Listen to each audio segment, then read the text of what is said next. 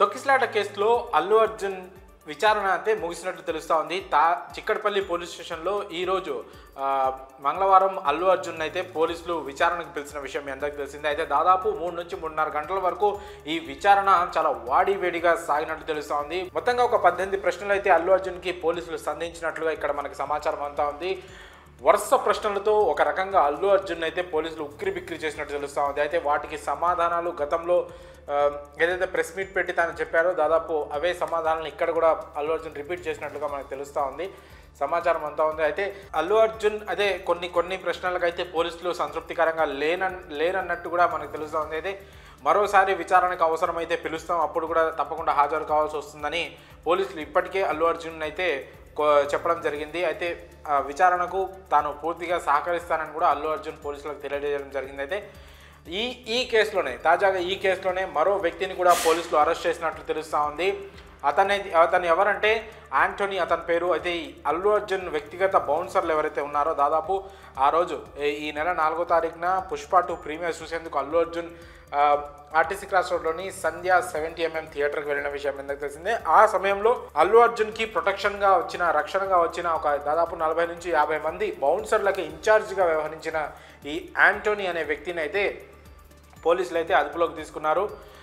So ఈ కేసులో అల్లు అర్జున్ A11గా ఉండగా మరి యాంటోనీ ఎందులో A12 అంతకంటే అల్లు అర్జున్ కంటే ముందే ఉన్నారా, అల్లు అర్జున్ తర్వాత ఉన్నారా అక్యూజ్డ్ లిస్టులో అనేది మనకి ఇంకా తెలియాల్సింది. అయితే అటు మరోవైపు సంధ్యా థియేటర్ యాజమాన్యాన్ని కూడా గతంలోనే పోలీసులు నోటీసులు అయితే జారీ చేశారు.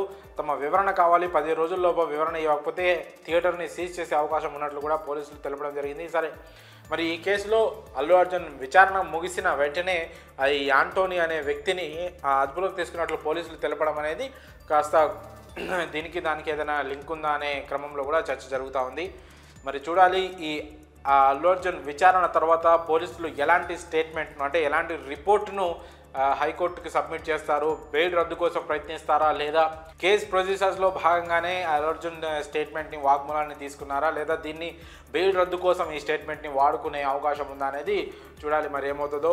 ఒకవేళ హైకోర్టు బెయిల్ రద్దుకు నిరాకరిస్తే పోలీసులు సుప్రీంకోర్టుకు కూడా వెళ్ళే అవకాశం ఉన్నట్లు కూడా మనకి తెలుస్తూ ఉంది. అల్లు అర్జున్ విచారణ ముగిసిన తర్వాత మరి అల్లు అర్జున్ ఏమైనా ప్రెస్ మీట్ పెట్టి మీడియాతో మాట్లాడతారనేది కూడా చాలా ఉత్కంఠభరితంగా మారింది. మరి ఈరోజు ఈవినింగ్ అయినా మాట్లాడే అవకాశం ఏమైనా ఉందా అని కూడా చర్చలు అయితే జరుగుతున్నాయి. ప్రస్తుతం అల్లు అర్జున్ కి సంబంధించిన ఈ తొక్కిసలాట కేసుకి అయితే సంబంధించిందో ఇది 2 తెలుగు రాష్ట్రాల్లో సెన్సేషన్గా మారింది. అటు నేషనల్ మీడియా కూడా ఈ విషయం పైన చాలా ఫోకస్ పెట్టి, ఎందుకంటే అల్లు అర్జున్ పుష్ప మూవీతో పాన్ ఇండియా స్థాయిలో ఒక స్టార్డమ్ని క్రేజ్ని సంపాదించుకున్న విషయం తెలిసిందే. అలాగే ఆయన నేషనల్ అవార్డు కూడా ఇటీవల గెలవడంతో ఆయనపై కేసు నమోదవ్వడం, అరెస్ట్ అయ్యి జైలుకి వెళ్ళి బెయిల్ మీద తిరిగి రావడం, మళ్ళీ పోలీసు విచారణకి హాజరు కావడం అనేది నేషనల్ మీడియాలో కూడా ఇదొక హాట్ టాపిక్గా మారింది. మరి అల్లు అర్జున్ విచారణ తర్వాత ఆ బౌన్సర్ టీంలో ఒక వ్యక్తిని అరెస్ట్ చేయడంపై మీ అభిప్రాయాలను కామెంట్స్ రూపంలో తెలియజేయండి.